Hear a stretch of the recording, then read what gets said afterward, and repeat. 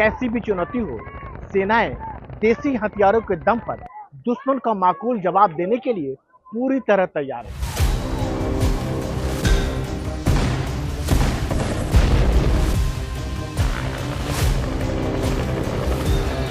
60 के दशक में जब इंडियन एयरफोर्स में मिग को शामिल किया गया तो पूरी दुनिया में इसके टक्कर के गिने चुने फाइटर प्लेन थे।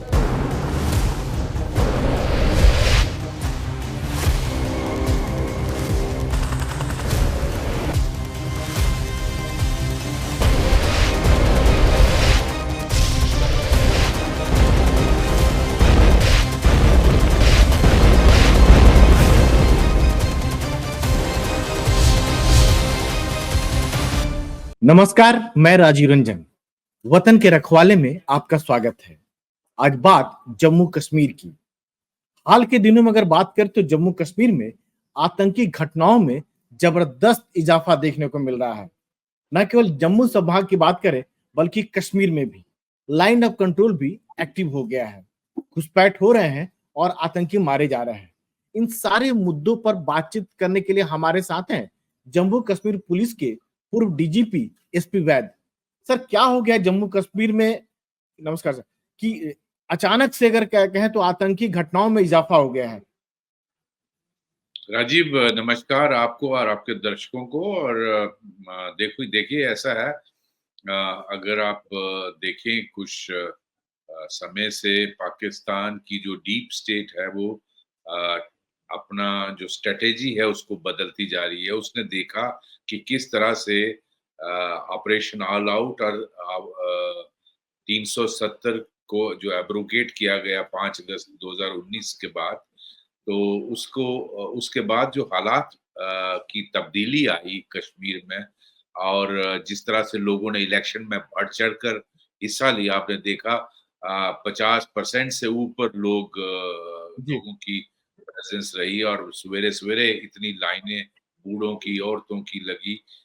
ये सब पाकिस्तान की डीप स्टेट को पेट में हजम नहीं होगा, बिकॉज़ वो अपने लोगों को तो इस तरह की डेमोक्रेसी अलाउ नहीं करते हैं। और किस तरह से वो ये सब देख सकते हैं, जिस तरह से प्राइम मिनिस्टर मोदी की सरकार डेवलपमेंट पुश कर रही है। आपने देखा किस तरह से वहाँ हर फ्रंट पे, चाहे वो आईआईटी हो, आईएम हो, एम्स हो, आप रेलवे का कनेक्टिविटी बहुत जल्द, आपने देखा highest railway bridge of the world का ट्रायल रन हो गया। तो जो 50 सालों से हमारा ड्रीम था रेलवे से कनेक्ट करना, उसको मोदी सरकार पॉसिबल कर रही है।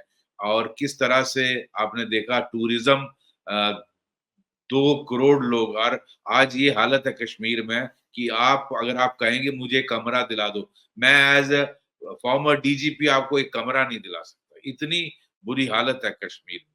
तो लोग बहुत अपने काम में व्यस्त हैं, सर, टूरिज्म ये में कमाई कर रहे बिल्कुल हैं। सर, आप जो ये कह रहे सब हैं बिल्कुल बिल्कुल सही है।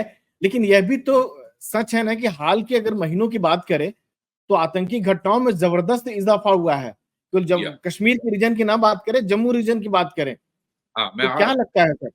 मैं आ रहा हूँ राजीव उस पे। ऐसा है कि ये जो नैरेटिव था कि कश्मीर के हालात बदल गए 370, इसको आ, पलटना पाकिस्तान की जो एस्टेब्लिशमेंट का एक बहुत बड़ा प्लान है। और वो तभी पलटा जा सकता है जब आप हालात को बिगाड़ सकें, इंसिडेंट कर सकें। और आपने वही देखा कि पिछले अगर आप 2-3 महीने देखें तो किस तरह से इंसिडेंट जम्मू रीजन में हुए। और खासकर आप देखें जम्मू रीजन में क्यों फोकस हो रहा है, मैं उस पर पहले आता हूँ। जी। देखिए जम्मू रीजन पिछले 1.5-2 सालों से रजौरी पुंछ जो हिस्सा है जम्मू रीजन का, उसको पहले टारगेट किया गया क्योंकि एलओसी साथ है, वहाँ घने जंगल है, पहाड़ी इलाका है।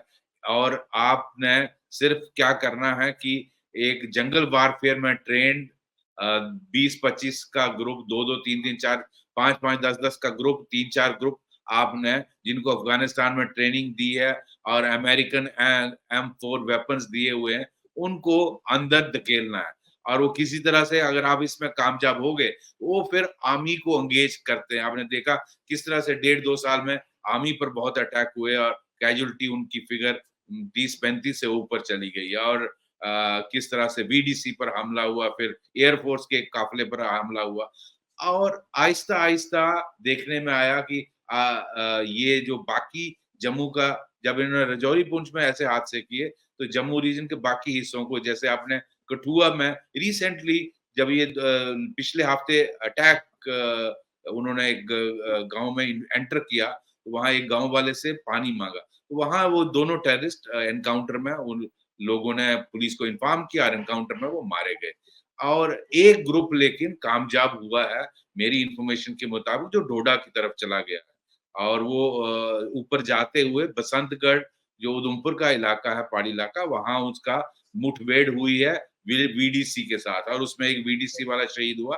वो दो तीन ग्रुप्स में डिवाइड हो गया। एक छतरगला भद्रवा के इलाके में ऑपरेट कर रहा है, एक गंडो के इलाके में। तो वहां कोई 7-8 का ग्रुप है टेररिस्ट का, जो 2-3 ग्रुप्स में डिवाइड हुआ, लेकिन वो बहुत जल्दी मारे जाएंगे, आप राजीव देखेंगे, क्योंकि पुलिस और सिक्योरिटी ग्रिड जो है हमारी, उसको काफी तजर्बा है। तो लेकिन हमारे लिए परेशानी की बात है जो रजौरी पुंछ में हो रहा है, क्योंकि वो सारे फॉरेन ट्रेंड है, सारे फॉरेनर हैं, वहां लोकल मिलिटेंसी नहीं है। हाँ, लोकल स्पोर्ट जरूर वो मैनेज कर पा रहे हैं, क्योंकि बिना उसके ये नहीं कामयाब हो सकते। आपने देखा किस तरह एक गुज्जर जो क्या नाम था, हाकम दीन, जिसने हाकम जी, हाँ। 6,000 रुपए के लिए इनको रास्ता दिखाया कि यहाँ यात्री जो शिव खोड़ी के आते हैं, रियासी वाले इंसिडेंट की बात कर रहे हैं आप? रियासी वाला जी। अटैक कराने में मदद की। तो कुछ लोग ऐसे हैं रजौरी पुंछ में, जो इनको खाना देने में मदद कर रहे हैं, इनको छुपाने में मदद कर रहे हैं, इनको लॉजिस्टिक सपोर्ट देने में मदद कर रहे हैं, गाड़ी ट्रांसपोर्ट करने में मदद कर रहे हैं। उसके बगैर पाकिस्तानी यहाँ कामयाब नहीं हो सकते। और तो प्रॉब्लम ये आ रही है कि ये जो कम्युनिकेशन कर रहे हैं, वो सारा इंटरनेट बेस्ड है, जिसको इंटरसेप्ट करना आसान नहीं है, और वो साइबर कम्युनिकेशन हो रही है, तो उसमें दिक्कत है। उसका उसका तोड़ हमारे पास यही है कि ह्यूमन इंटेलिजेंस जेएन के पुलिस को डेवलप करनी पड़ेगी। यहाँ कमजोरी लगती है मुझे। अगर वो ह्यूमन इंटेलिजेंस आप डेवलप कर सकें और लोकल लोगों की मदद ले सकें, तो आप बहुत जल्दी इनको भी न्यूट्रलाइज कर सकते हैं। हमारी फौज, हमारी पुलिस सक्षम है इस मामले में। अब मैं तो पॉइंट, आपका सवाल जो था कि जम्मू को क्यों चुना गया, तो बिल्कुल, उसका बिल्कुल। बताता हूँ। डोडा की बात करें, गंदोह में भी फोकस कर रहे हैं, रियासी भी, कठुआ, ये या पूरा जो या इलाका है इसको एक्टिवेट कर रहे हैं सर। या तो मैं उसी पे आ रहा हूँ कि देखिए, कश्मीर वैली प्लेन है, हुँ। जम्मू इलाका पहाड़ी इलाका है, तो इसमें छुपने की काफी जगह रहती हैं। इसको ऑपरेट करने में टेररिस्टों को बहुत इजी होता है। दूसरा, कनेक्टिविटी जम्मू रीजन में कम है कंपेयर टू कश्मीर। कश्मीर में हर एरिया, हर गांव कनेक्टेड है। जम्मू रीजन में एक सड़क, अगर आप जाओगे तो डोडा की तरफ एक सड़क मिलेगी, हर गांव, हर प्लेस कनेक्टेड नहीं है। तो कम्युनिकेशन इज अ प्रॉब्लम। दूसरा, इनका आइडिया है कि कश्मीर में चूंकि सिक्योरिटी ग्रिड इतनी स्ट्रांग हो गई 370 हटने के बाद, और वो जो प्रेशर इन पर आया, तो ये उस प्रेशर को ईज करना चाहते हैं, फोर्सेस को स्प्रेड करना चाहते हैं। और इसमें चाइना का भी साथ है, इंग्लैंड इसका पाकिस्तान के साथ, क्योंकि पाकिस्तान पीएलए और पाकिस्तान की आर्मी इसमें इकट्ठे हैं। क्योंकि जो उन्होंने देखा डोकलम और जो लद्दाख में इंसिडेंट हुआ, उसके बाद इंडियन आर्मी ने टिट फॉर टैट के पॉलिसी के तहत पूरा जो चाइनीज आर्मी है उसको वहां हैवी ट्रूप डिप्लॉयमेंट कर दी। तो वो भी चाहते हैं कि यहाँ से फोर्सेस थोड़ी कम हो, स्प्रेड हो, जम्मू रीजन में जाए कुछ बटालियन, तो हमारा यहाँ प्रेशर कम हो, ले, जो ले, चाइना लेकिन का। सर लेकिन सर अगर बात करें पूरे जम्मू रीजन की बात करें, इवन रजौरी पुंछ की बात करें, 2-4 जो इंसिडेंट हुए, चाहे बीजी में हुआ, सुरनकोट के आसपास हुआ, कालाकोट में हुआ, या इधर बात करें, तो पिछले 1-2 सालों से इसको मिलिटेंट फ्री जोन एक लिहाज से कह सकते हैं कि डिक्लेयर कर दिया गया था, तो फिर से कैसे एक्टिव हो गया? राजीव, ये बात सही है। इनफैक्ट मैं ही आईजी जम्मू था।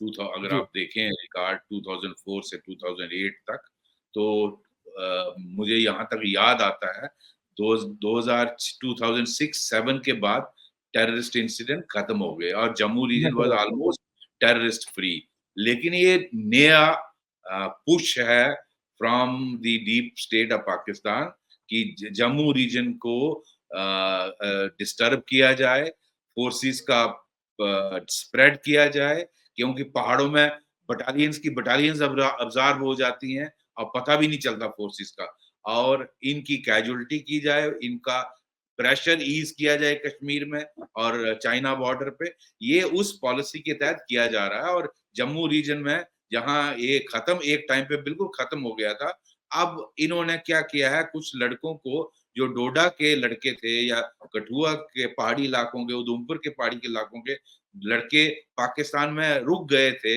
हालात बेहतर होने के बाद, अब आईएसआई उनको इस्तेमाल कर रही है to have a network of ओजीडब्ल्यूज जो फॉरेन टेररिस्ट को अंदर आने के बाद मदद करेंगे। और ये टनल्स भी यूज कर रहे हैं, खासकर इंटरनेशनल बॉर्डर में इन्फिल्ट्रेट करने के लिए। ये ड्रोन्स को अब इस्तेमाल कर रहे हैं ड्रग्स को ड्रॉप करने के लिए, हथियार को, वेपन्स को ड्रॉप करने के लिए।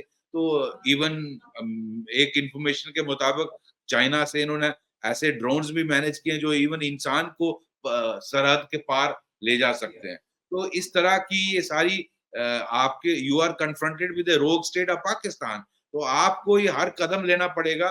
मेरा यहाँ ये कहना जरूरी है कि हमें ये जम्मू रीजन में जो आप देख रहे हैं, ये 99% सब फॉरेन टेररिस्ट हैं।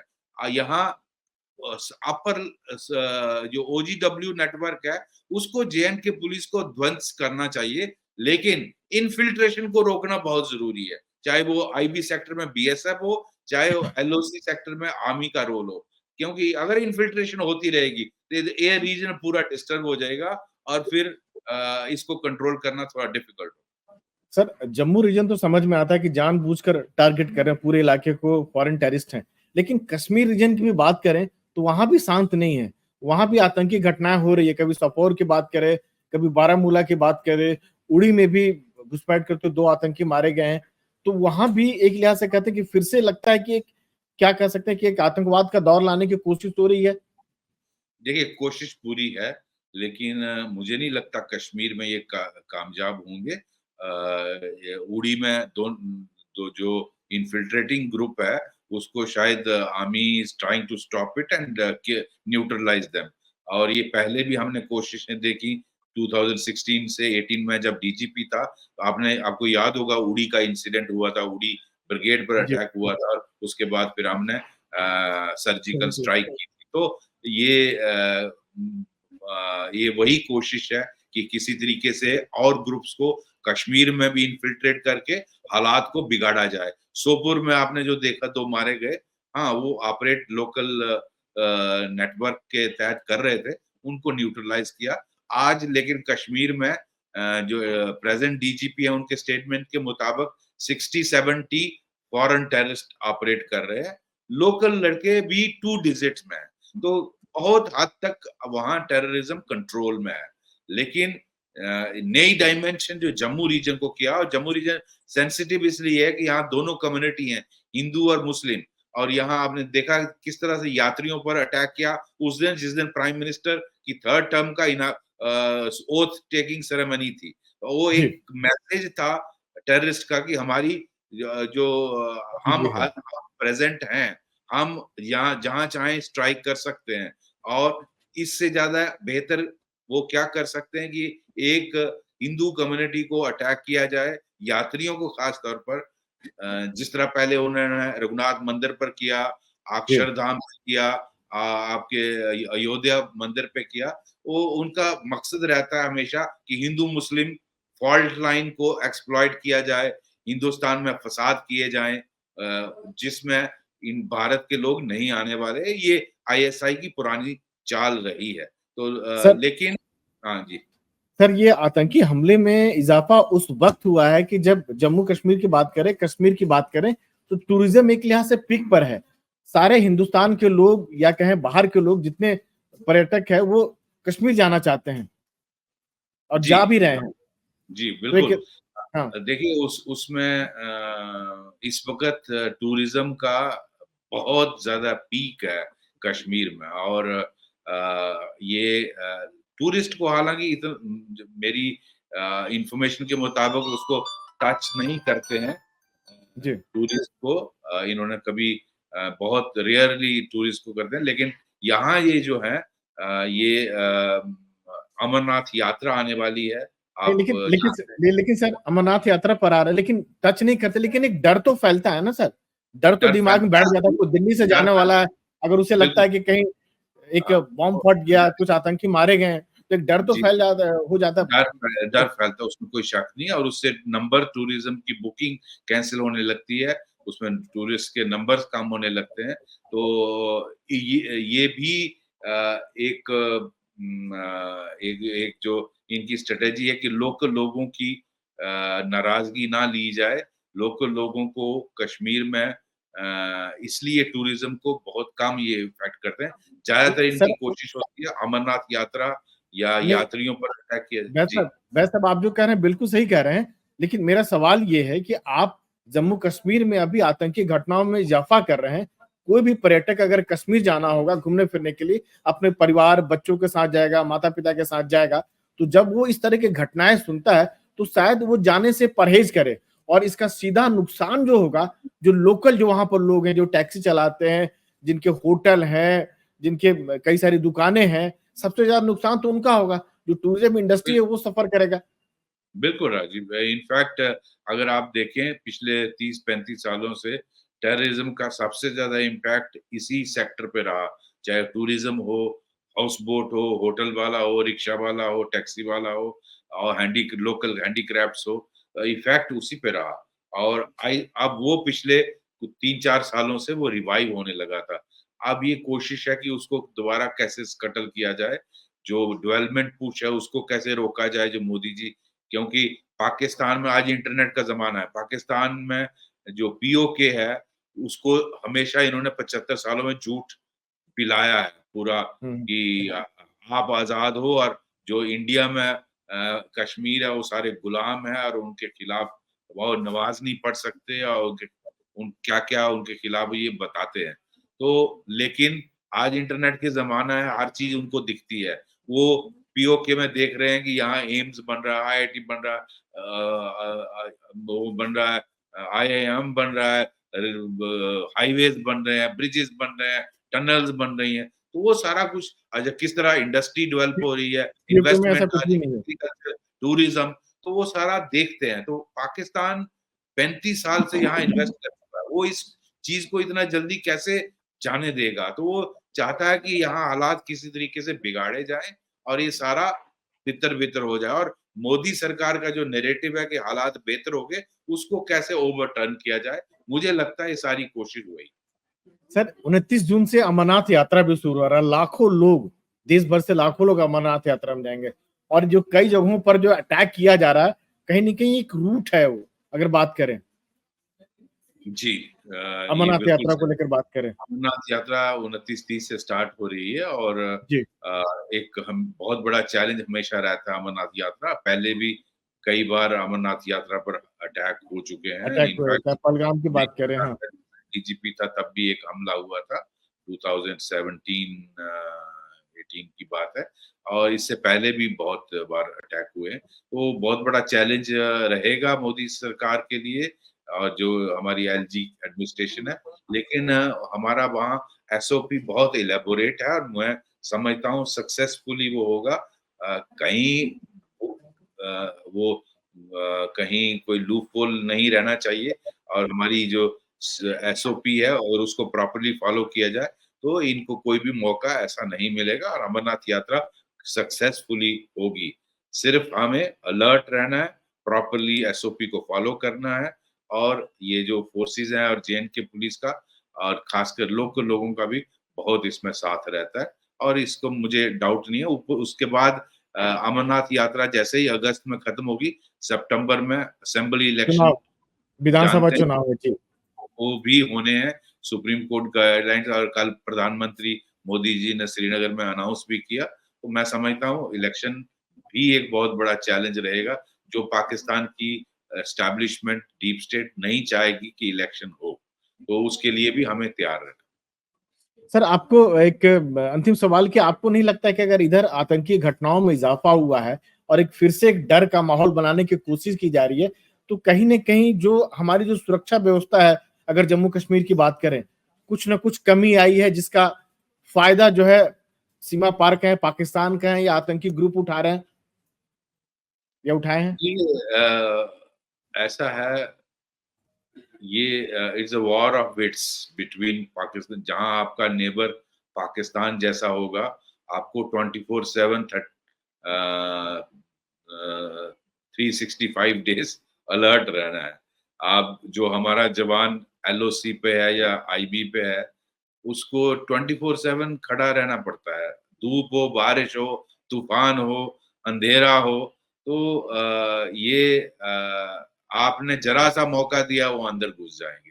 बिकॉज वो मरने मारने, उनको जिहाद सिखाया जाता है, मरना मारना सिखाया जाता है, ब्रेन वॉश किया जाता है, ड्रग्स दी जाती हैं। तो ऐसी स्थिति में बहुत ही अलर्टनेस मेंटेन करनी पड़ती है, और कमी तो आई है। ऐसा नहीं है कि अगर 99 बार आप सक्सेस हो जाते हैं उनको रोकने में, 100th टाइम ही सक्सीड्स, तो that has to be taken care of. तो कहीं ना कहीं हमारे में ये कमजोरी हुई है कि वो अंदर आ गए, अंदर नहीं आने देना है। दैट मैं समझता हूँ should be number 1 priority for Indian army and BSF, कि किसी भी तरीके से हमें सीनियर अफसरों को ये करना चाहिए, इस पे वर्कआउट की किस तरह से 1 टियर 2 टियर 3 टियर सिस्टम हो, कि किसी भी तरीके से इन्फिल्ट्रेशन अंदर ना आ सके। विद इन कश्मीर अगर आप इन्फिल्ट्रेशन रोक पा रहे हैं विद इन कश्मीर, आज माहौल बहुत चेंज्ड है। जम्मू रीजन में तो वैसे ही प्रॉब्लम नहीं है विद इन, और जो कुछ बहुत थोड़े बहुत ऑपरेट कर रहे हैं उनको बहुत जल्दी हम न्यूट्रलाइज, हमारी सिक्योरिटी ग्रिड सफिशिएंटली रोबस्ट है, उनको हम न्यूट्रलाइज कर सकते हैं। सर फिर से एक सवाल आता है, अंतिम सवाल मैंने पूछ दिया था पहले, कि आप पूरी जिंदगी आपने जम्मू कश्मीर की सुरक्षा अपने गुजार दी सर, डीजीपी पद से रिटायर, कुछ परमानेंट सॉल्यूशन आप देख रहे हैं जम्मू कश्मीर का सर? ये जो आतंकी घटनाओं में कभी कमी आता है, कभी बढ़ोतरी हो जाता है, कुछ सॉल्यूशन है सर? बिल्कुल है, या फिर उसके लिए देश को तैयार रहना चाहिए। और मैं समझता हूँ एक सर्जिकल स्ट्राइक या एक बालाकोट नहीं, आपके पास सारी इंफॉर्मेशन है, कहाँ लॉन्चिंग पैड्स हैं, कहाँ ट्रेनिंग कैंप्स हैं। आज आपके पास ड्रोन्स हैं जो उनको लाइन ऑफ कंट्रोल क्रॉस करने की जरूरत नहीं है, वो यहाँ से हिट कर सकती हैं। मैं समझता हूँ making best use of technology and unknown gunman, इन सबको उड़ा देना चाहिए। तो थैंक यू सर एनडीटीवी से बातचीत करने के लिए सर। Thank you sir. नमस्कार। नमस्कार सर, थैंक यू सर।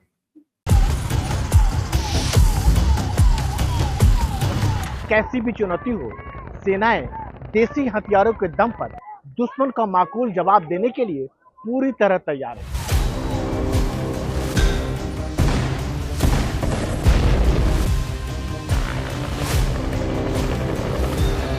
60 के दशक में जब इंडियन एयरफोर्स में मिग को शामिल किया गया तो पूरी दुनिया में इसके टक्कर के गिने चुने फाइटर प्लेन थे।